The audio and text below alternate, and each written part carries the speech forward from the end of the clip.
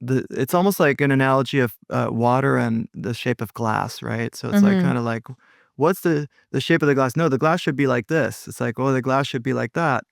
And but the constant throughout is the water, Mm-hmm. and it's just funny. It's almost like whatever shape the receptacle is, that's the shape the water will take. So everyone's correct.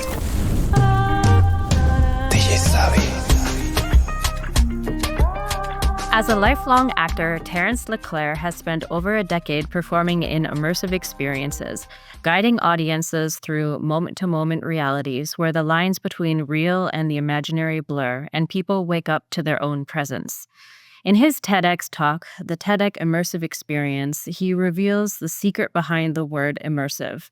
It's not just about technology or spectacle, it's permission to be present, a chance to connect with yourself, others, and your surroundings through your senses. And ultimately, you're the one making the experience immersive.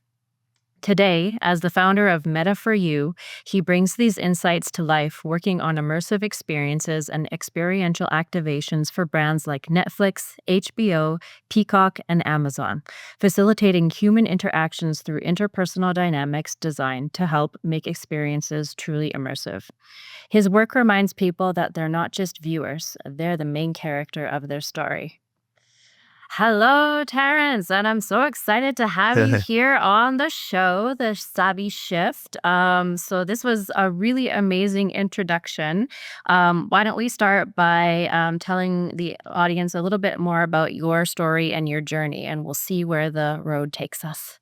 Awesome. Hi, Samantha. Hi. Yeah, it's great to be here. Yeah, so I started pretty young as an actor. I just was the third child in my family, so maybe that's why I just thought I was seeking lots of attention, and so that's kind of what got me into acting. And also, my dad was a news anchor in France, and so I would see him on TV. It was all there, all the what's it called? The inspiration to just kind of Mm-hmm. be a performer or something. Mm-hmm. Um, but along the way, I basically discovered that what they teach you, for all the actors out there listening, shout out to all the actors. What you learn in school is what, I think most people know about method acting, where you're just embodying a role, right? So you're kind of living the reality as this character. And just over decades of performing and studying, I just saw the convergence between that and how acting is kind of what we have right now for like the art of being. In a way, it can be used as a guidebook to living a moment to moment reality. That's what Sanford Meisner, who's an acting teacher, he would call it. He'd say, with your scene partner, you would both create this moment to moment reality and live truthfully under imaginary circumstances. And this was all for the result to perform to an audience watching you. But as an actor and with your fellow actors, you start really getting good at just embodying these worlds that you make up together. And then later on with improv at Second City and just so many great improv theaters.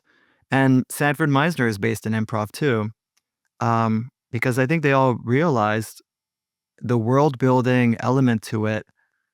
There's something really magical about not completely knowing how it's going to happen. It's very in line with how we live our lives. Sometimes we have an idea of how it will happen, but more importantly, there's a drive to kind of do the thing, right?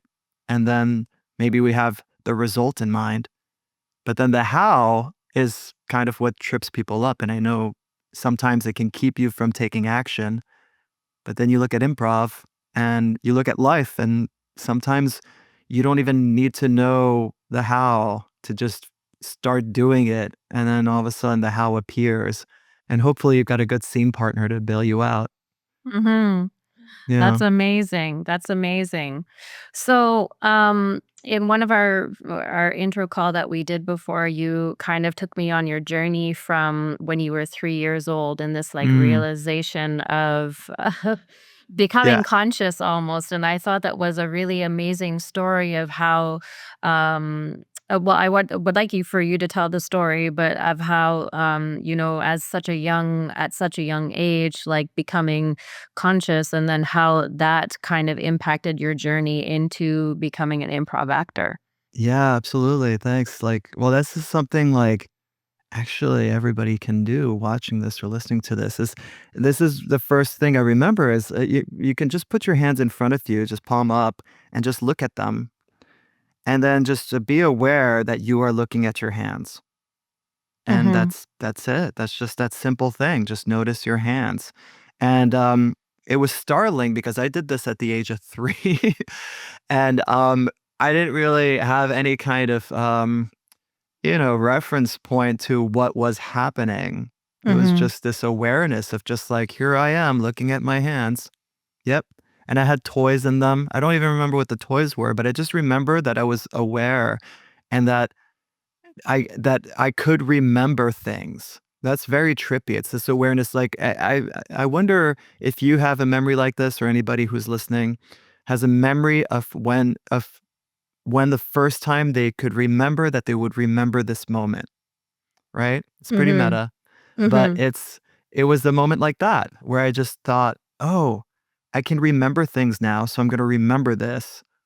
And having this awareness and this presence made me so excited that I wanted to share this concept with whoever was near me, and at the time, it was my dad and brother were, like, very, like, near me, close to me, so I think I ambled over there, and I told them something like, "Ma vie a commencé à 3 ans," which is, "My life began at 3 years old," Mhm. um, which is how I could process what was happening because I'm like, "Oh, okay, I can kind of understand that now there's this element of memory at play, there's this element of awareness at play, there's all these things, and maybe this is what life is. Maybe it's just this kind of bringing all these elements together to experience."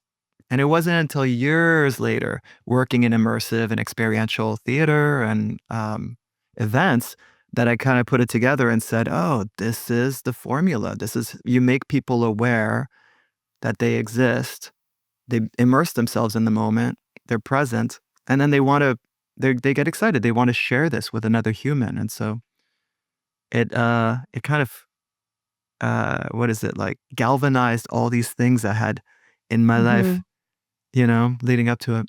Yeah. That's really amazing. So, how did that awareness, from such a young age as a child, impact you throughout your life until the point where you are today? Because I think, especially as a teenager, for example, when and teenagers today, they're, beset by so many different things on social media. And so, how did you maintain that awareness throughout your life, and what are some of the recommendations that you have from your experience growing up, but also as this immersive actor and specializing in creating and maintaining presence? How do you do that? Yeah, yeah. Well, it's so many things. Great questions. Yeah, so, like, a real quick thing that popped in about presence was that this idea that it's like this elusive thing, that it's like enlightenment where it's like, "Oh, it's so much complication around it," Mm-hmm. which I would just remove right away and say presence is awareness. It's just kind of noticing.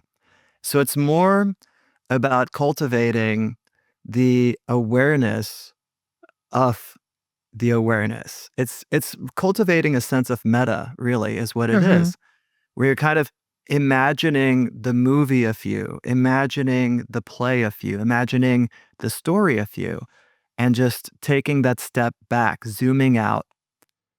Um, that's a thing that you can give a vocabulary to. And what I mean by this is you can start noticing when that happens, this awareness, like looking at your hands earlier, and just realize that that is what is happening. You are being present. You are being aware. And it doesn't need to be any more complicated than that. Because Mhm. the more you do that, the more it's like a muscle. It just gets Mhm. stronger and stronger. And all of a sudden, you can use that to your advantage when emotions get really strong, when, thoughts are kind of going crazy. You can just use this awareness. And by awareness, I mean the separation of w- the physical thing that's happening, like an emotion in your body or the thoughts or just tension and things like that, and the awareness you have of that.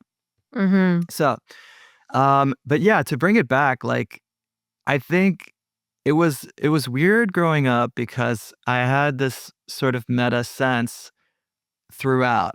So there's a great story about Warren Beatty in Bonnie and Clyde. I'm dating myself. I'm a Gen Xer, so, like, there wasn't cell phones when I was a teenager, and so I kind of had it easier than all the distractions that exist today, and that brings its own form of challenges, but anyways, so Bonnie and Clyde, it's a movie, Mhm. with Warren Beatty in it, I've and seen Faye it. It's Dunaway. good. Yeah, awesome, yeah, Yeah. that's awesome. For listeners, I know, like, Yeah. yeah. But yeah, so anyways, so there's a spoiler alert, so they get killed at the end, that's a spoiler, alright. No. I know, yeah, sorry, yeah, I know it's rough. But, there's, when they were shooting the scene, haha, when they were filming it, there's this scene where they had Warren Beatty, like, um, they had squibs put all over him, squibs, the little things that blow up that make it look like gunshots, like, Mhm. and so they kinda took, like, hours or something putting it all on him so it looked very dramatic, he's being, like, blown away, right? Mhm. Mhm. And so, they get ready to shoot it, to film it, and the director says, "Action," and he starts acting, and then all of a sudden, these squibs start going off, and Warren Beatty kinda stops acting for a second, and he's just, like, staring at all of it happening in awe, just like, "Whoa, this is so cool," because I mean, like, it's just exploding on him. He's like, "Ah, this looks amazing."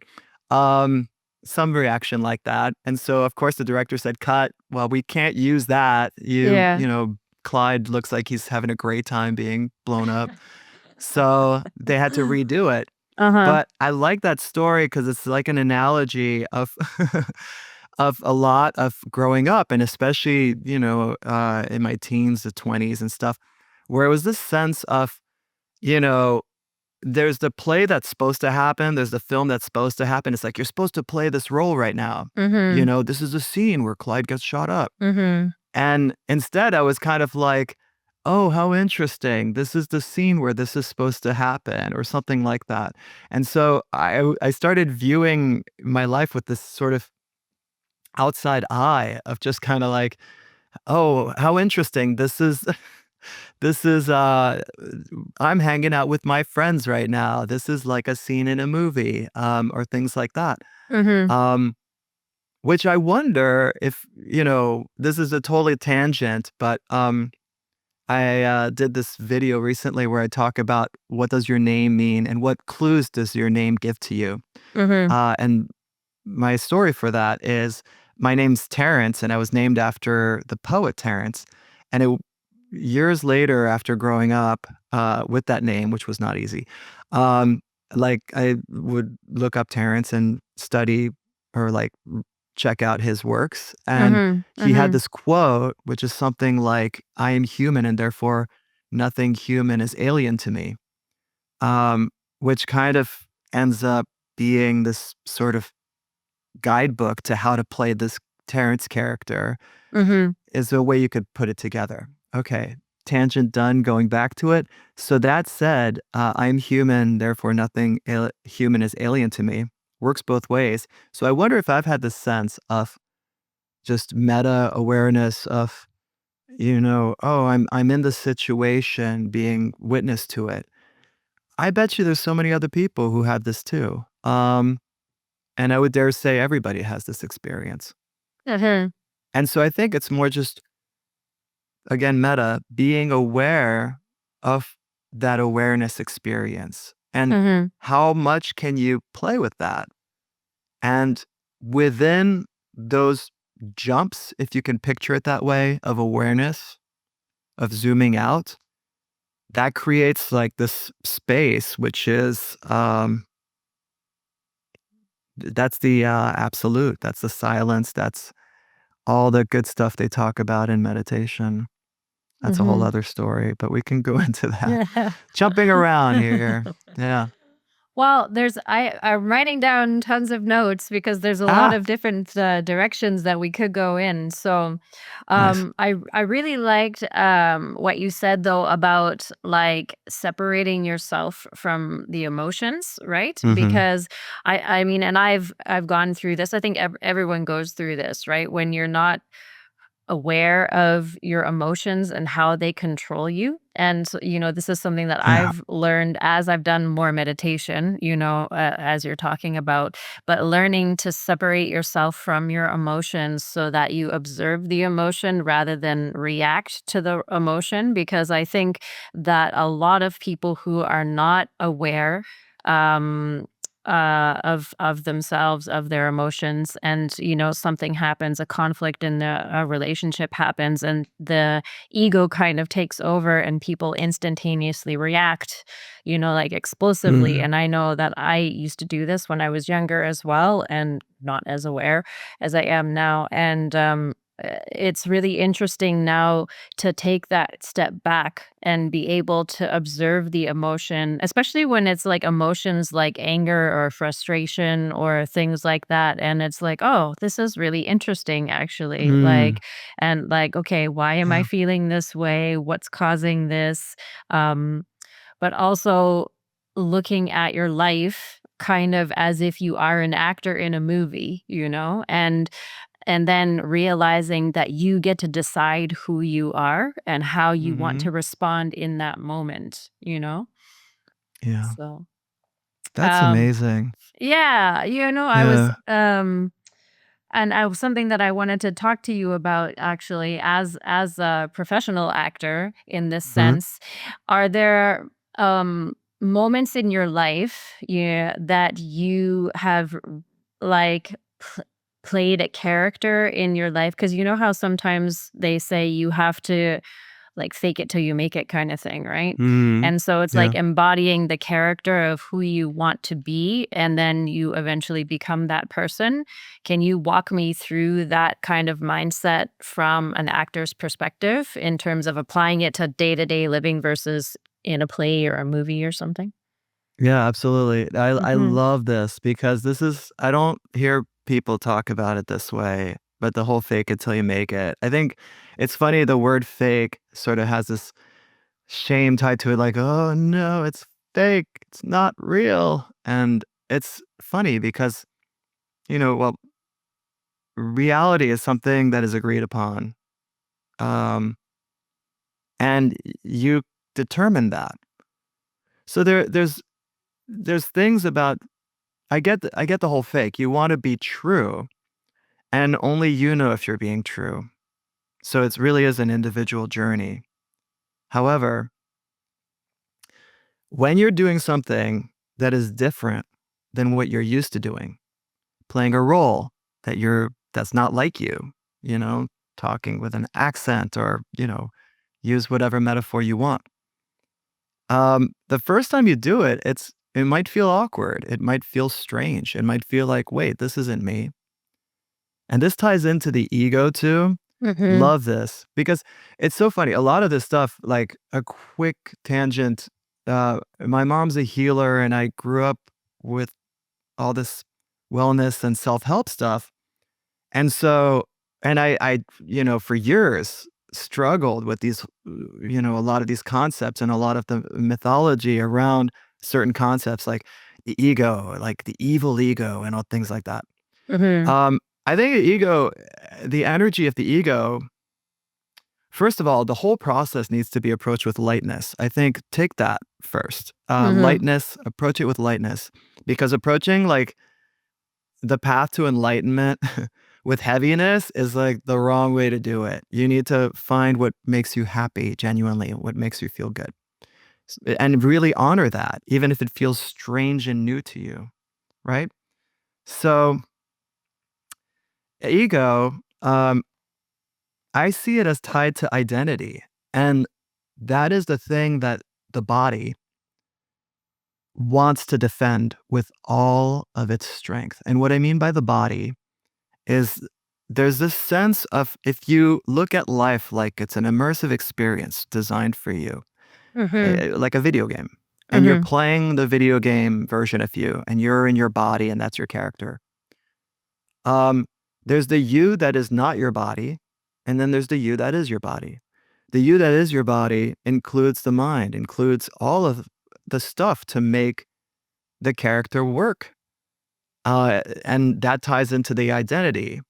And it's built in with this sense of it wants to live, it wants to exist because that's what brought it into existence in the first place.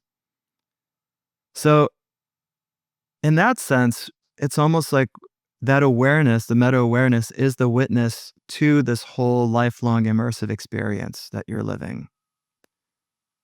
Um, which that in itself to think about, I think is pretty great. Mhm. And can be like a great source of just peace, like, oh, okay, cool. So life is meant to be enjoyed, not just survived.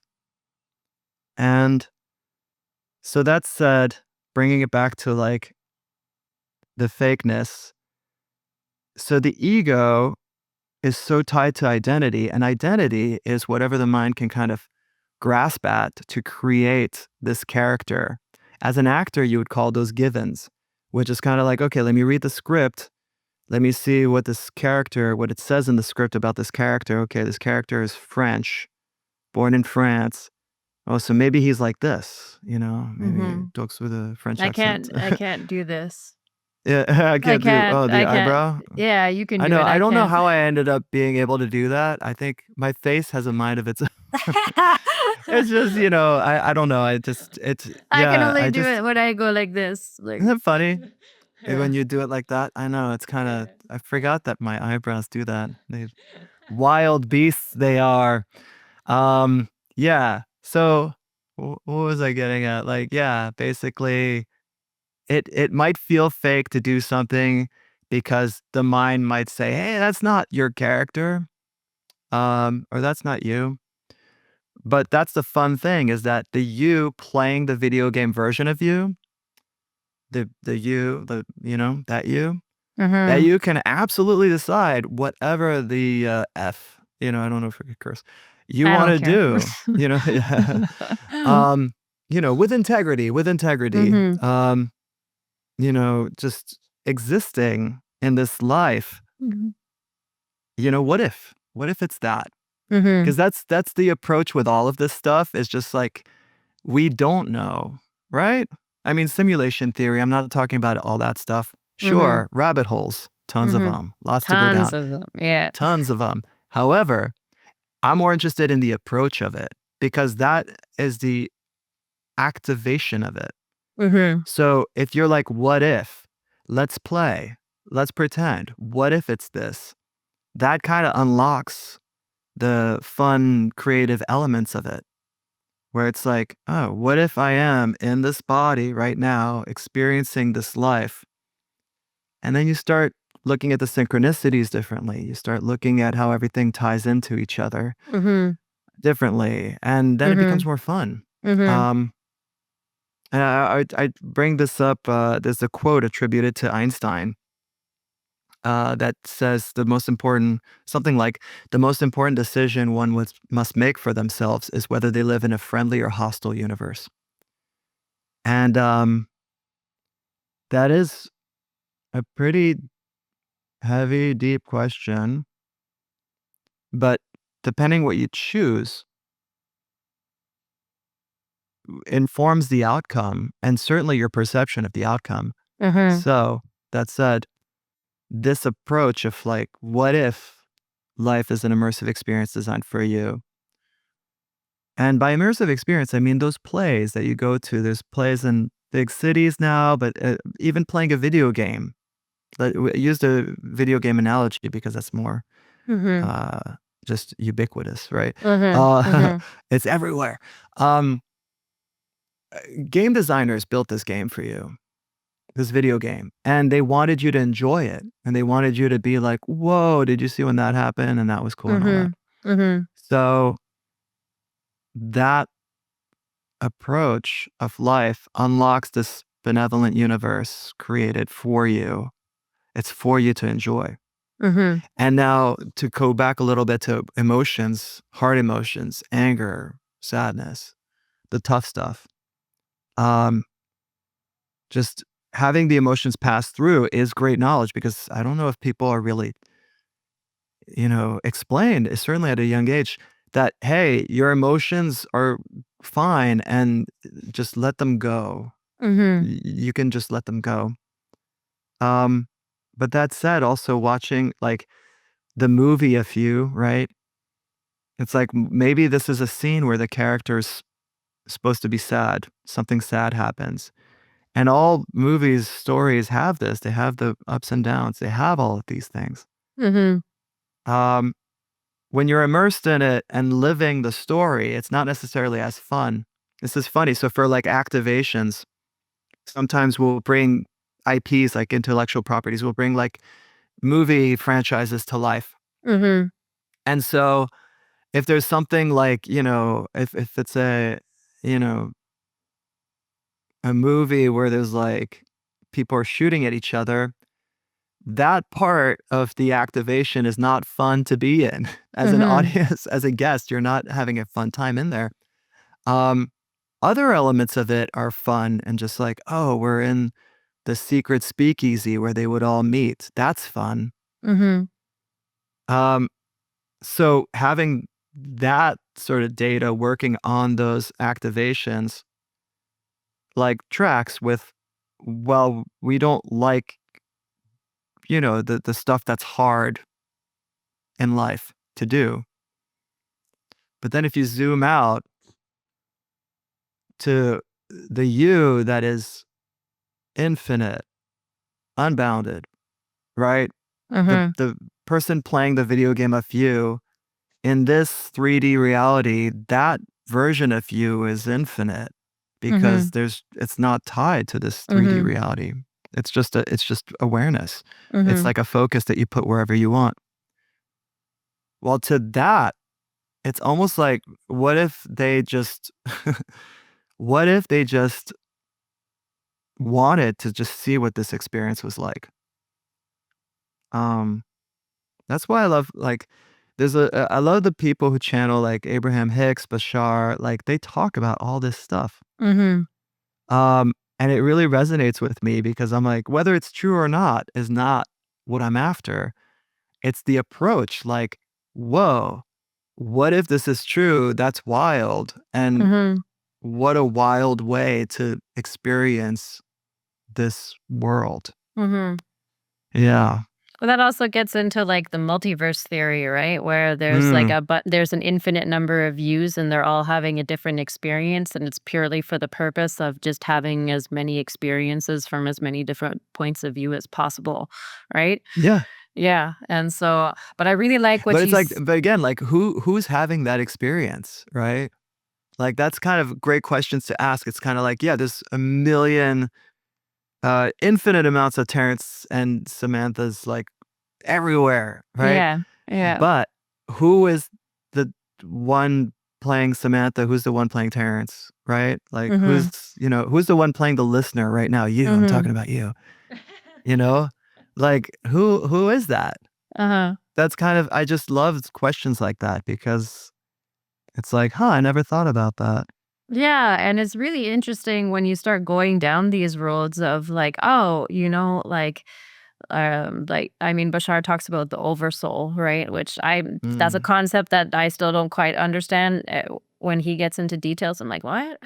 But But I Yeah. guess it's like the higher self, right? The higher self is having like all these different experiences, and then all of our higher selves are incarnations of Source itself, right? And so then Mm. it's just like Source having a million bajillion experiences through all of us, all at the Yeah. same time, to experience as much of life as there is to offer.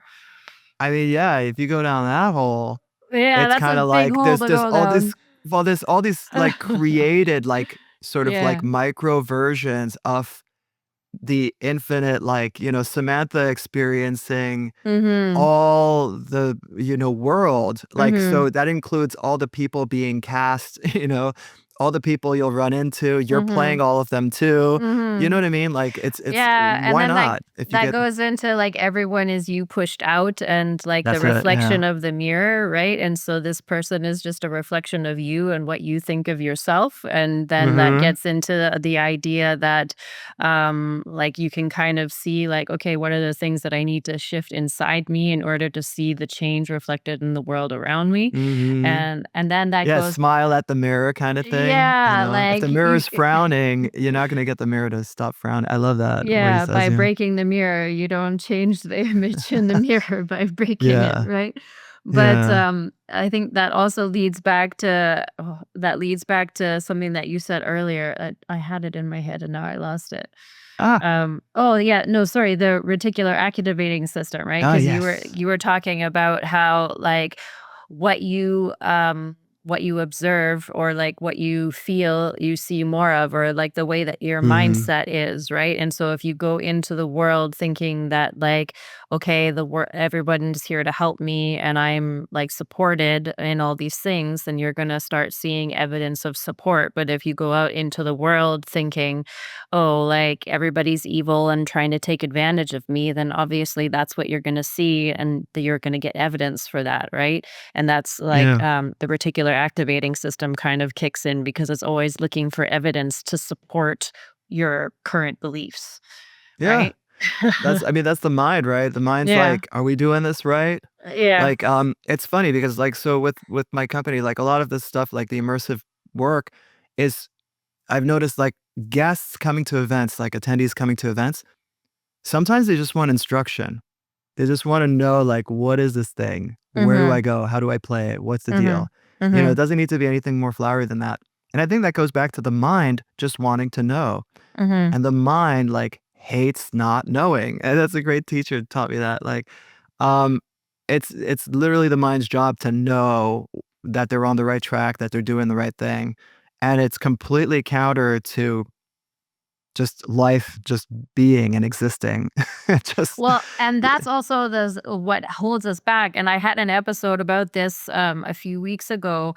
It was actually the very first episode that I recorded, and it was with a guy who specializes in like brain neuroscience and the way that the brain Mm, functions. And like the brain is specifically designed to keep us safe but by keeping us safe, it keeps us from pursuing like our dreams and our goals because those things are unknown to us, right? And mm, so it's like we don't pursue the things that are unknown because it's unsafe versus the mhm. things that perhaps we're not happy with, but because they're like known, they're more safe than out there, the unknown, correct? So, Yeah, no, it's mhm. really like, what is it? Like a cat's cradle tied up knot Mhm.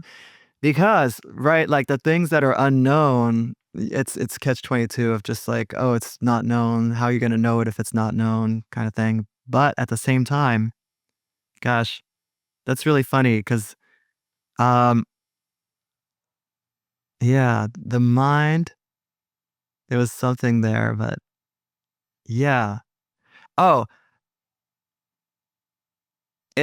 the mind will want to make sense of something, so it's just gonna take whatever little bits of data you give it and try to make something out of it, but yeah, so it's almost like you have to trick your own mind Mhm. into, Mhm. like, doing the things you wanna do, and that's honestly, that's where a lot of improv and, like, acting helps with that.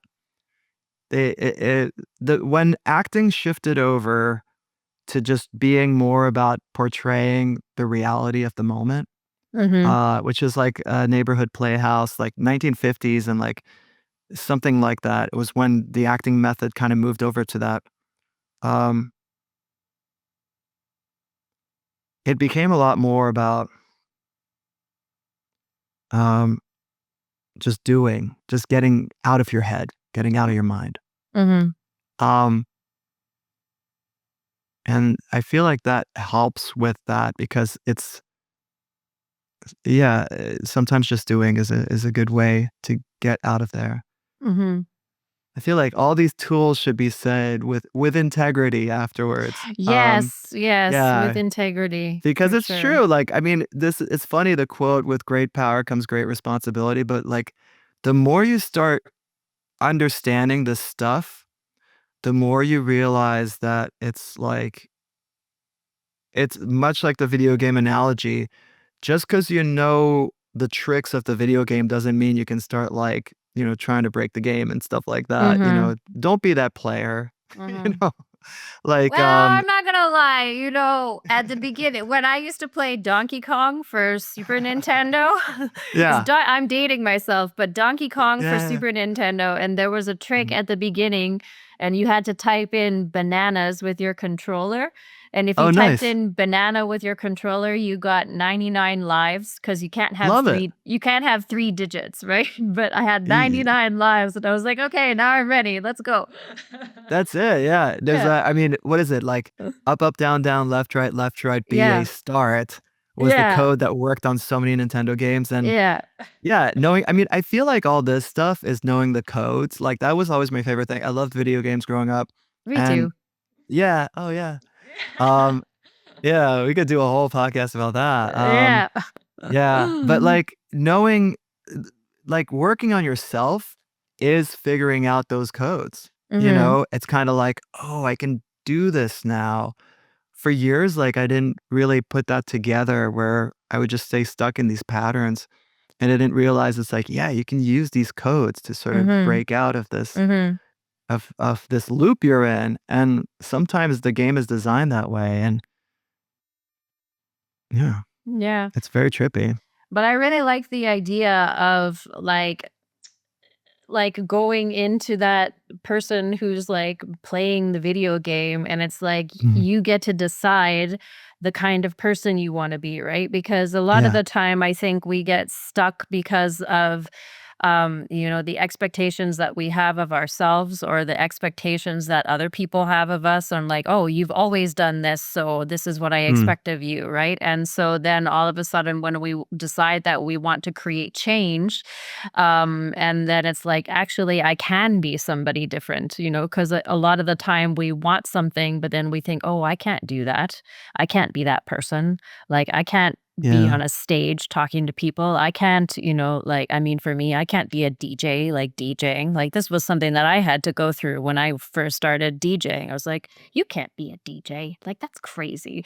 And I it's like, love that. actually, you Yeah. can. You Actually, you absolutely can. can. Yeah. And you did. Yeah, Yeah. I did. Yeah. Yeah. So, Yeah, who is that voice, right? Like, I think that's when that comes up, I'm kind of, like, curious, "Okay, well, who is that voice and who is that?" And again, it's that fake thing of just, "Oh, it feels not me, it feels not this." But, but it's you true get to that decide. you get to decide. And the body, again, the body might feel like, "Oh, this feels weird. I don't think this is me. I'm in front of people. I'm talking. What's going Mhm. on?" Um, but again, like, that's the video game character. That's Mhm. Mario kinda jumping around, Mhm. Uh, or yeah. It's just so funny, but it's more Mario's emotions and stuff like that, but gosh, the person playing the game and If again anyone has integrity, it's Mario. yeah, certainly, Yeah. right? Yeah, Mhm. I mean, who can beat that? But yeah, this is so funny because the person playing the video game controls this is a fun thing that from Bashar. Bashar talks about this, where it's like follow your bliss with integrity. Mhm. The thing that excites you most, follow it. You never know where it's going to bring you. Mhm. Totally true, right? Like but to me, I'm kind of like, "Oh, that's how the video game player that's the controls." That's Mhm. like move forward is like put something that's exciting there, Mhm. Mhm. and listening to that and getting in touch with your higher self, or like as Eckhart Tolle says, like your deeper self. It's kind of Mhm. funny because it's like whether you think it's like up there, or whether it's like the deep voice inside of Mhm. you that's just like, do this, Mhm. with integrity. Um, there's, you know, getting more in touch with that and getting more meta, more aware, like what we were talking about earlier. All that stuff helps with getting more in tune with that, which people call your intuition, people call like all that stuff. Mhm. And it's and that ties into purpose. It ties into like why you're here, and it ties Mhm. into just, things that you wanted to experience. Um, and I think it's kind of funny because we live in a time right now where we are like everyone's sort of more awake than I think. I don't know, like I can't tell another time in history. Maybe, I mean, I don't know. I'm not a historian, but we live in a time now where this awareness is so accessible. Like the tools for this are right there everywhere, like Mhm. in just so many ways. And we have these great analogies like video games, experiences, immersive experiences, and stuff like that. It's such a like kind of joke to us as humans now, as society, that it's a form of entertainment. Like this Mhm. whole being meta, you know? Mhm. Like it's just the self-referential self-awareness is becoming so more and more prevalent that it's becoming easier and easier to kind of explore these ideas when for a lot of our recent recorded history, it wasn't. It wasn't necessarily something that we were ready to accept. It's almost like we're just busy surviving, Well, you and I know? I think it's not even that we weren't ready to accept, but it's also that, like, we weren't even allowed to think about it, because for Sure. the longest time, the what people were allowed to think was very much, influenced by the Catholic Church. You Yeah. I love that. so It's just like, you don't know what you're doing. Let me talk to the player and tell you Yeah, what's going on. yeah, yeah, I mean, and I it's mean, yeah. I grew up in a religious household, and I see the connections between spirituality and what's being taught in the Bible, but Mhm. yeah, I think that for a long, portion of history that impacts us the most today, um, Mm. in the Western world, a lot of this spirituality wasn't like we were not encouraged to explore our own spirituality, and we were more so encouraged to go. We had to go through specific channels of the church, for enlightenment, for salvation, things like that. And instead of like going in here, we were forced to go to it out there. Yeah. Hmm. Yeah, So. it's gosh, like, that game just is sad to me. So I think now, because we have more kind of freedom for self exploration, Yeah. that's maybe part of the reason. And perhaps also because, religious attendance in general in the West has been on the decline. But I think there's this Mhm. inherent need within us to or we recognize that there's something out there greater than us and greater than ourselves. And Mhm. so perhaps as there's been a decline in religion, there's been an increase in this spirituality, which has resulted in an increase in this awareness. Yeah. Yeah, it's really trippy. I feel like, yeah, it's gosh, like the community aspects of organized religion, there is kind of like good in people getting together no matter what. It doesn't need to Hmm. be under religious or spiritual reasons, just people getting together In community. and community is really nice. It's really funny because like when the internet started, oh Hmm. my god, how old, right? Like when the internet started, I was like, "Oh man, what's that? I was gonna say, I remember when we had a computer, but the internet didn't exist yet. Oh, yeah. No, Yeah, I remember that too. I remember so and, like, the yeah. phone lines, we had to use Oh, phone lines and yeah. My sister was always on the phone and we, "Get off the yeah. phone!"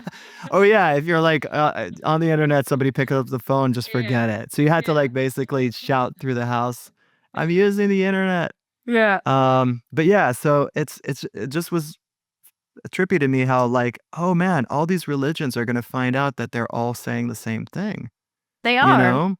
They are, but it's Mhm. kind of it's I feel like even that for many a long time, Mhm. not necessarily was addressed, like, "Ooh, a lot of these stories are the same." Everyone's kinda talking about the same thing. Mhm. Um, and it's funny because a lot of them seem to talk about it's almost like an analogy of, water and the shape of glass, right? So it's like, Mhm. kinda like, what's the shape of the glass? No, the glass should be like this. It's like, "Oh, the glass should be like that."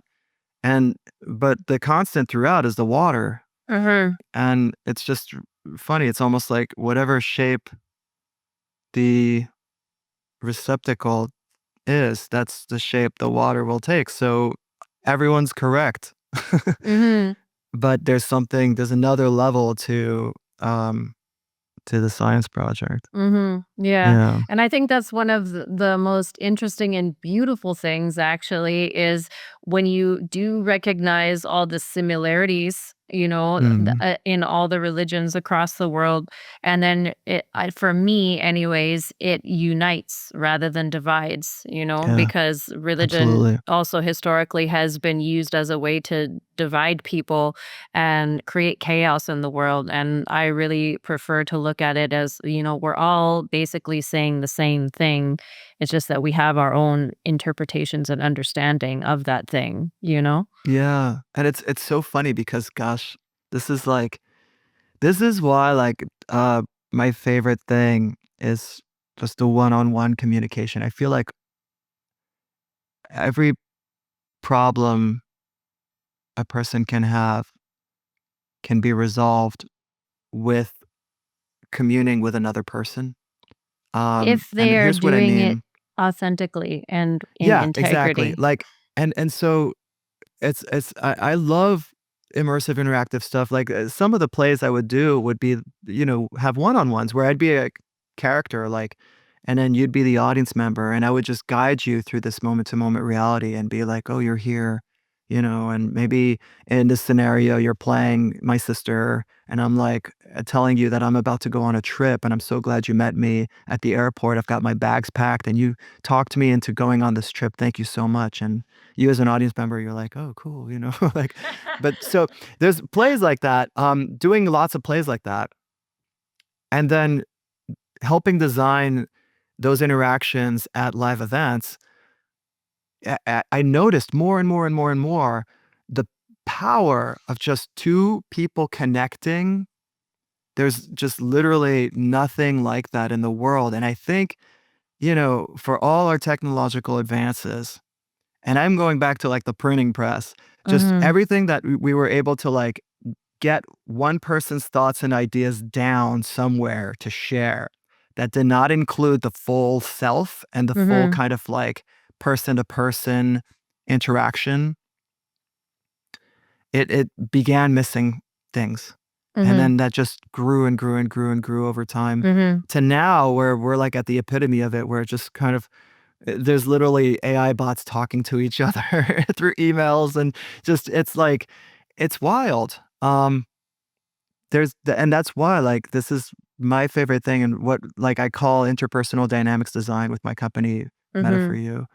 It's Mhm. all about creating space for people to connect. Mhm. And yeah, it's done for marketing sometimes, it's done for this, for hospitality, for all these different elements. And always at the core, I'm like, "Yeah, yeah, but it's the person to person connecting." And Mhm. one-on-one coaching Mhm. is becoming huge, like, has been huge, but Mhm. it's even bigger because it has that conversation, person-to-person thing, which I don't know if this is somebody fact check me on this, but, like, I think going to religion, I No, think that's what Jesus said was he was like, "This is meant to be taught by conversation." Whoa, my hand's up. I Uh, know. I don't know how to fix is it this. because I was doing that? I don't know. I don't know Um, what happened. whoa, hands up. But yeah, I think it's because when you're speaking one on one with another person, there's all this other stuff that's happening that we still don't know. This is amazing to me. We still don't know. It's Mhm. almost like that's the final frontier. Emotions and just like those energies that Mhm. are just like that happen between Mhm. humans when humans get together. Mhm. Next frontier. Like we Yeah. conquered robots, all this stuff, or they've Yeah. conquered us. Fingers crossed, love bots. But you know, but this is the thing. And so I got a saying, humans immerse humans, because that's what I mean by that is um a human can bring another human to presence and give them permission to have that Mhm. presence, Mhm. Mhm. which is the most ancient form of entertainment we've had and of just sharing and knowledge. Well, It's and that it comes from, yeah, go ahead. I was gonna say, like, that's exactly what Eric always is saying too, right? Like, Yeah. why storytelling is so powerful is because, we like are built and designed to listen to stories, and we are Mhm. built and designed for that, that connection. And, I think also like smaller experiences are more natural. Like Mm. smaller, more intimate experiences are more natural. Like I much prefer the one-on-one or small groups of people that I'm like comfortable and familiar with than like large scale events where you don't know anybody and it's overwhelming. It can be very Yeah. overwhelming. Oh, yes. Shout out Eric Edmeades. He's Yeah. amazing. But it's funny because, like, a lot of he probably says this too, where it's like if you're talking to a group, you talk to like just one person. Not you like you Mhm. can't physically talk to a group. You can shout to the airs, but to the airs. But it's about communicating with one person. And it reminds me of a funny story. Performing one on one, right?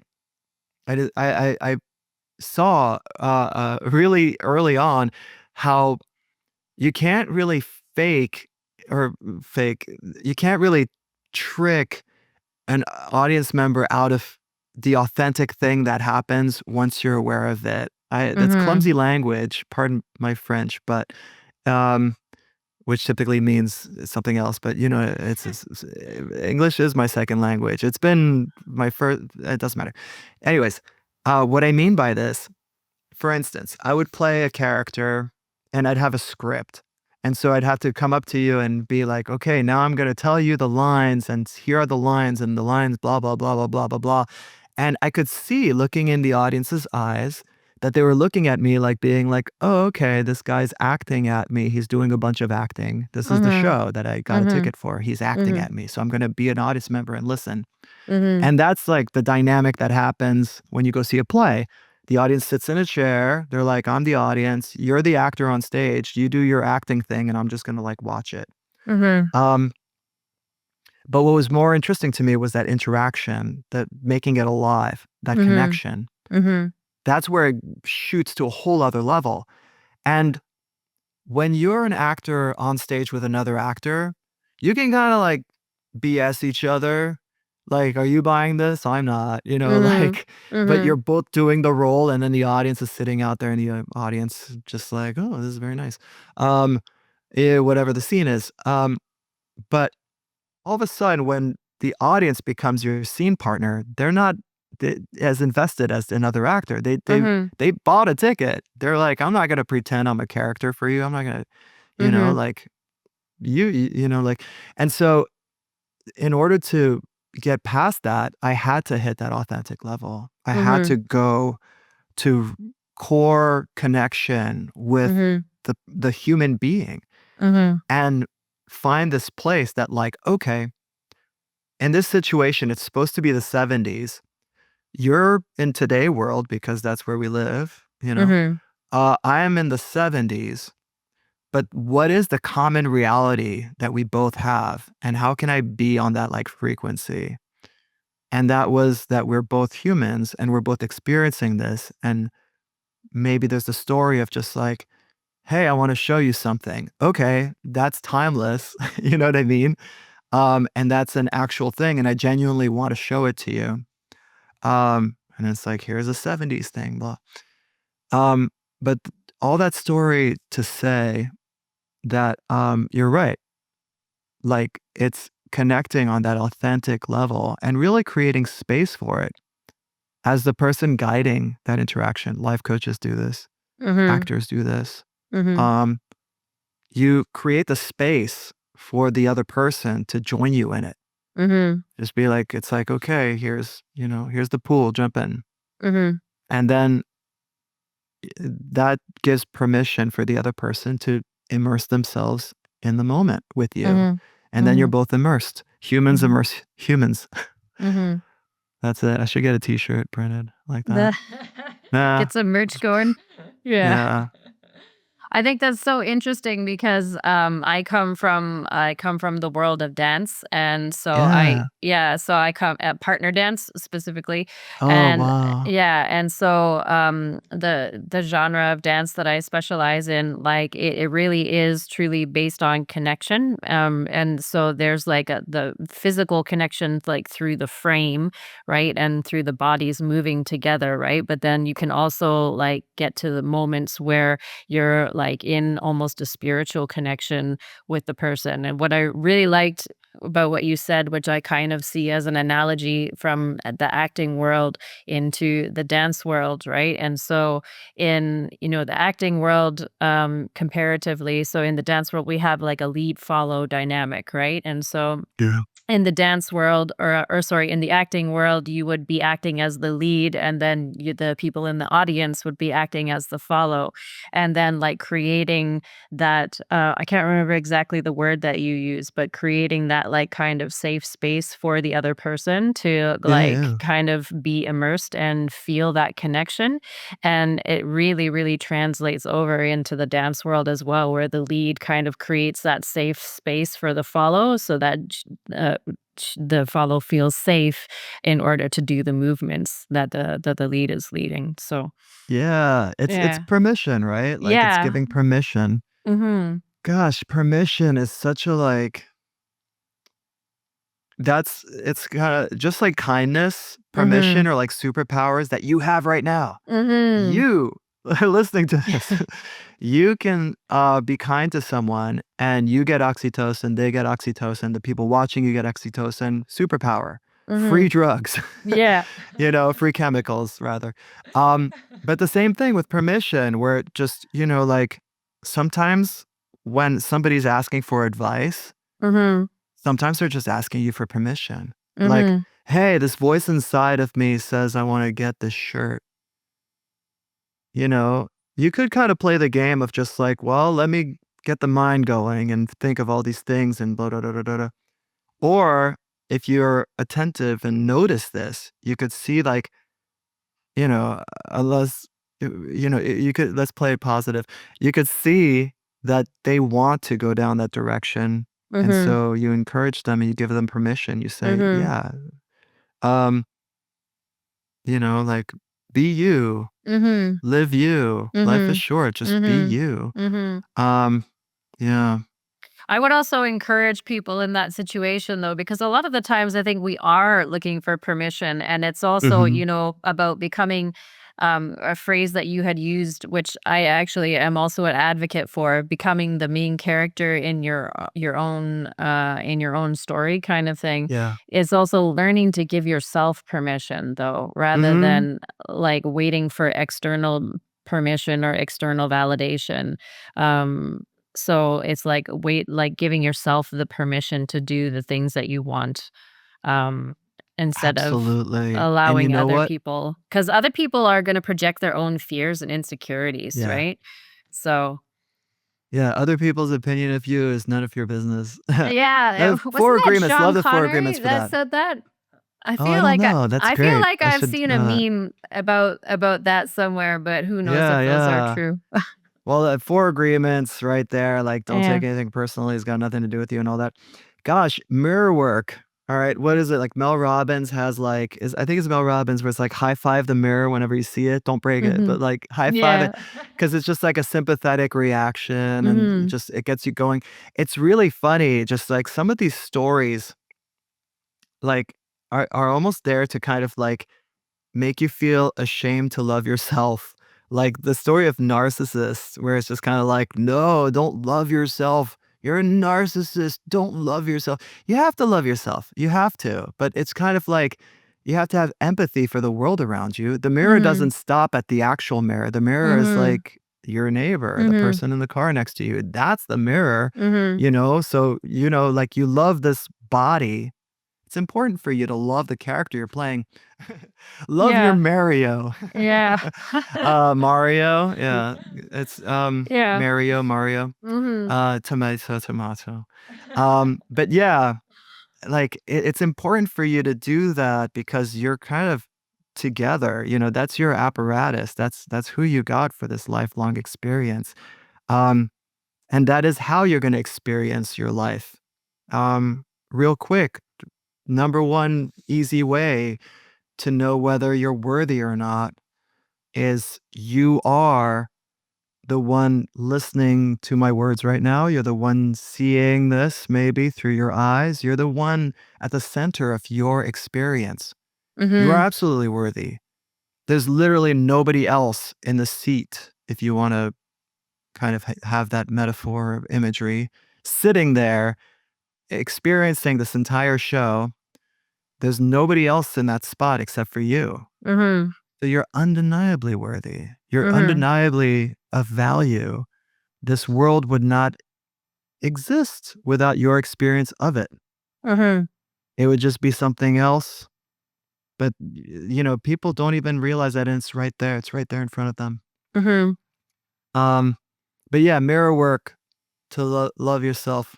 Mhm. Like For just sure. looking in the mirror. When you start doing that kind of stuff, Lisa Nichols has great stuff about that too. Whereas you start looking at yourself in the mirror and start doing this stuff, Mhm. it definitely feels weird going back to that fake thing, like, "Oh, Mhm. I can't do that." I'm not the type of person who does that, Mhm. things like that. It does But seem a little bit weird when you first start doing it. yeah. When you first start, like, Oh, talking yeah. to yourself in the mirror and you're like, "This is stupid." Yeah. Yeah, because 'cause you're thinking like, "Oh, what are these people gonna think of me?" Yeah. Right? And then that's a Who clue right cares? there. Yeah. Well, who cares? Yeah. And they're probably doing it too or their own version of it. Yeah. Like, yeah, there's so many things like that. Like it's just seeing, behind the curtain for everybody's process. Again, that quote, "I'm human, nothing human is alien to me." Like we're all the same cr- creature.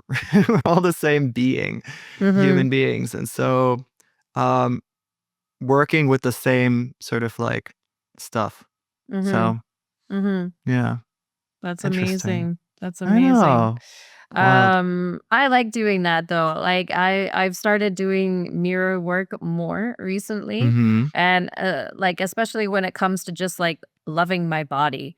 And Yeah. yeah, like loving my body and then like sometimes I'll just look at myself in the mirror and I'm like I'm fucking sexy. Like Good. yeah, and it's just like Yeah. I love my body, you know? So, That's amazing. And like mhm. it's sad to like, everyone should feel that way. Everyone Like it's should sad for feel that people. way. Yeah, for people like who Mhm. don't like, who feel shame about that. That's so sad because it's just like, like loving your body and loving yourself is just it unlocks your experience of life. Mhm. So just Mhm. whatever works for you, like in terms of just going there. And yeah, because it goes back to that thing of just like you're the one who's there waking up in the morning and you're the one who's there closing your eyes at night. There's literally nobody else there. So whose life are you living other Mhm. than yours, Mhm. Um, and it's not an all or nothing thing. It's not like, oh, if like, oh, you start loving your body, then it's just like, oh, I only love me. I don't love anybody else. It's like, no. No, that's not the Yeah, case at all, right? And I think exactly. one of the things that we have to be cognizant of is like self-love is not selfishness, like, Yes. and just because you love yourself doesn't mean that you can't love others, doesn't mean that you can't be kind to others, doesn't mean that you Mhm. can't help others and do things for others and consider others as well. I It's think a the lot. oxygen mask. Yeah, It's exactly. putting on the oxygen mask for you. Yeah, and I was talking about Otherwise, you can't this. help. Yeah, I was talking about this yesterday with somebody. I was doing another interview, and it was all about people pleasing, right? And how we can Mm, often fall into the trap, especially I think as women, mm, of people pleasing and always feeling like we have to do things for other people first. Mothers, I think, fall into this mhm. category quite significantly because like obviously as a mother, like your instinct is to care for your child first, and so then it can seem almost selfish to put yourself first sometimes. And so I mean, I'm not a mom, so I'm speculating, but my sister has kids, and I see the devotion that she has to those kids, and it's like it's not easy. Yeah. Mhm. Yeah, I mean, it's finding that space, yeah, gosh, Mhm. heart goes out to all the mothers. Yes. It Yeah. is, like, the most difficult job. I It's a think job. being a parent is the most Yeah, difficult job in the world, and shout out to all the amazing parents and amazing yeah, moms and dads out there because like it's such it's such a hard job. And my parents are awesome in that they yeah. were wonderful parents, so I was very lucky and I'm very grateful. It's and, it's so profound because in parenting, again, I mean, not again, but I don't have kids, and Mhm. again, Mhm. I guess we're speculating, but Yeah. but I was a kid.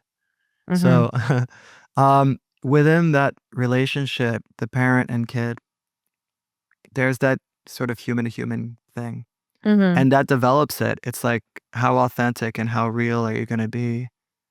Sometimes can help illuminate a possible path. And Mhm. I think because my mom was, like, into, um, all this healing stuff, Mhm. that all of a sudden it's kinda like, she talks about in her book how she felt really insecure about her journey as a healer growing up, and,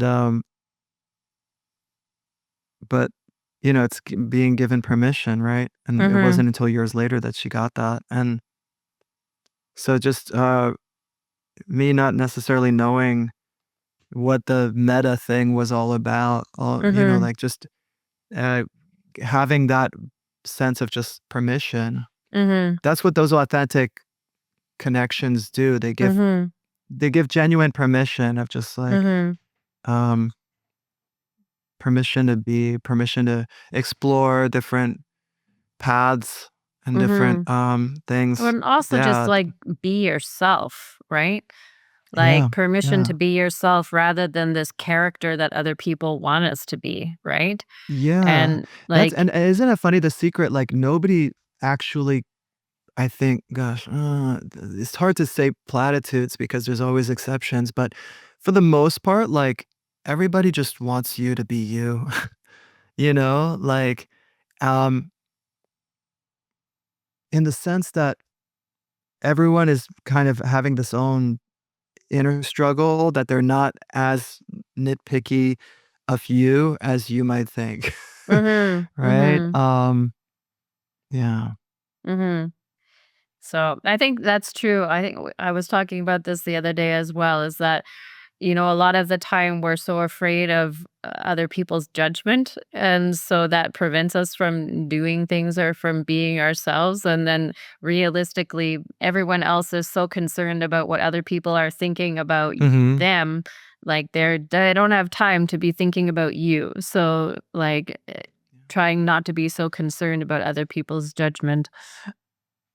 Yeah. Mhm. Yeah, and thanking yourself, taking time to do that. It Mhm. doesn't need to Mhm. take a long time, it could just literally be just a thanks. Mhm. Um, yeah, Yeah. and just, yeah, eye contact with yourself in the mirror. Start with that, start with a thanks, just, Yeah. It's pretty amazing. That's yeah, that's that's what, this whole approach to life as an immersive experience thing, it's for me, it's unlocked all this other stuff, all the other, like, self-help, wellness stuff. Mhm. This, like, foundational thing of just, like, approaching, life like it's an immersive experience Well, and I because think yeah. go ahead, sorry. Oh, no, no, that's just because, like, I'm familiar now with the form of immersive design and all Mhm. that, so that's why it's like, "Oh, connecting those dots makes sense Mhm. to me," Mhm. and hopefully it works as an allegory, an analogy for people. Yeah, and I think that's such a refreshing way to look at life, because ultimately life is meant to be lived. Yeah. And I think there are so many people, and this is one of the things that I want to speak about, like there are so many people who don't do things and don't experience things because there's like this set prescribed way of how we're supposed to live our lives within like these four walls, right? And Right. it's like you have to live your life within this box that Yeah. society deems, is appropriate.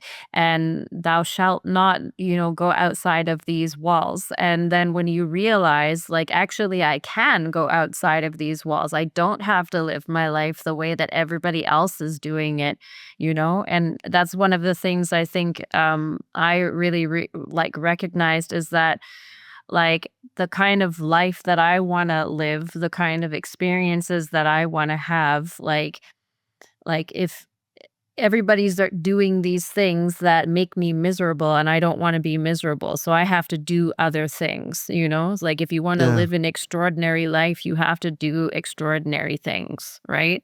And that Yeah. means playing outside the box that Yeah. society kind of prescribes for us, Yeah.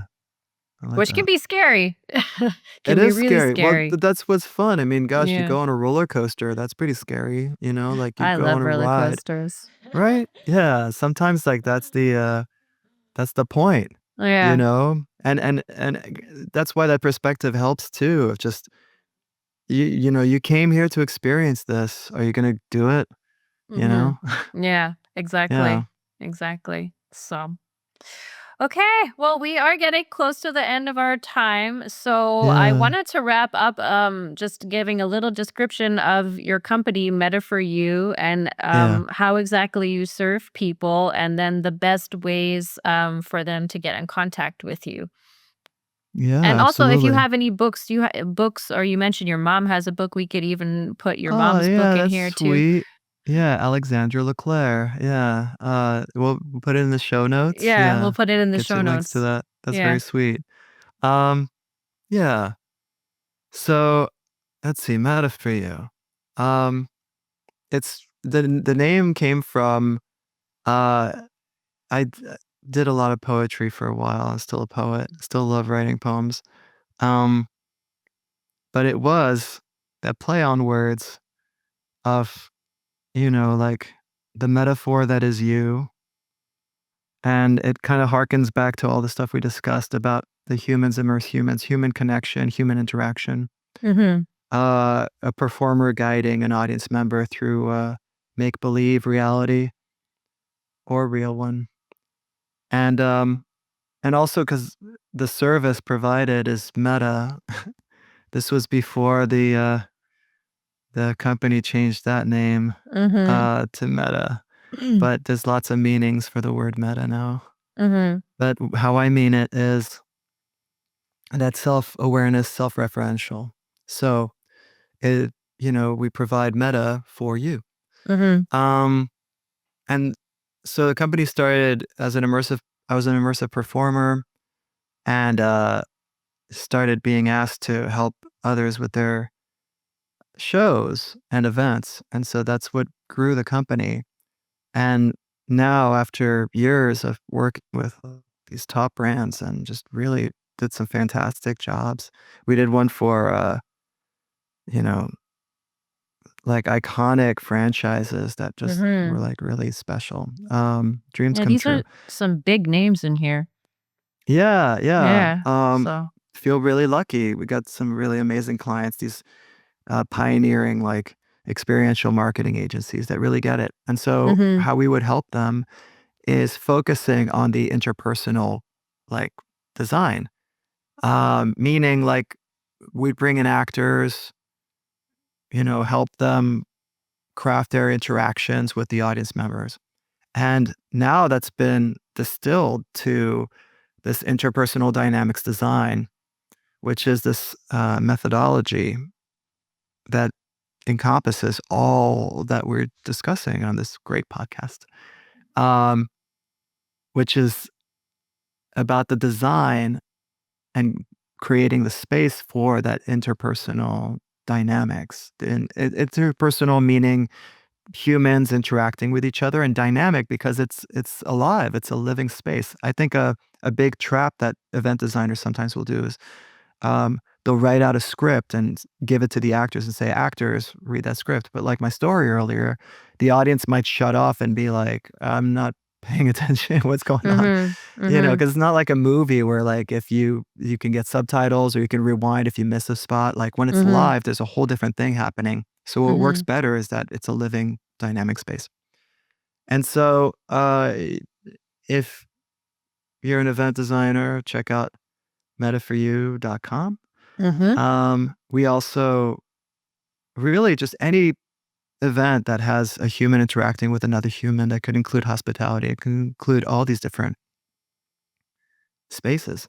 Um, Interpersonal dynamics design can work, Mhm. and we do it by basically identifying the hits, which are the human interactive touch points, Mhm. and those are the optimal spaces of like when a human is most ready to get information from another human, things like that. Mhm. Very brainy stuff for very, like, intuitive results, which Mhm. is how to get people to connect. Mhm. Um, and yeah, so metaforyou.com is a good place for that.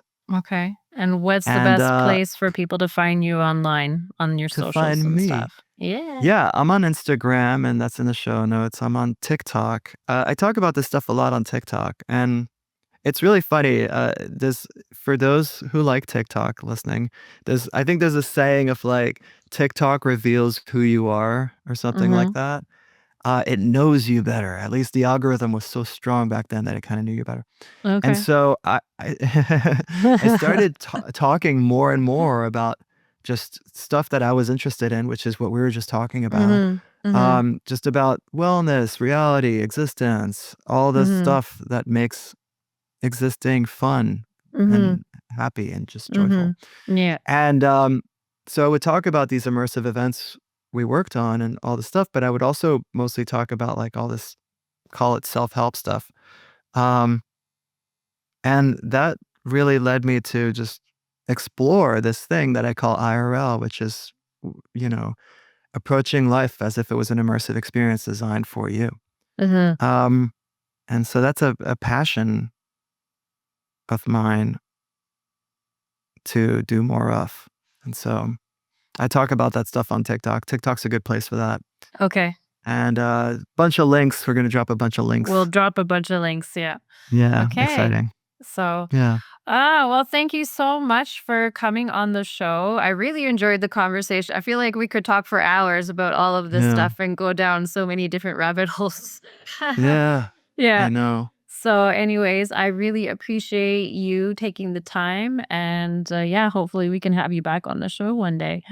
I love that. Yeah, Yeah. thanks so much Amazing. for doing this podcast and creating this space to give people a voice to, Amazing. Yeah. share. Yeah. Okay. Well, have a good rest of your afternoon. And thanks again. Yeah, Bye. thanks so much. DJ Savvy.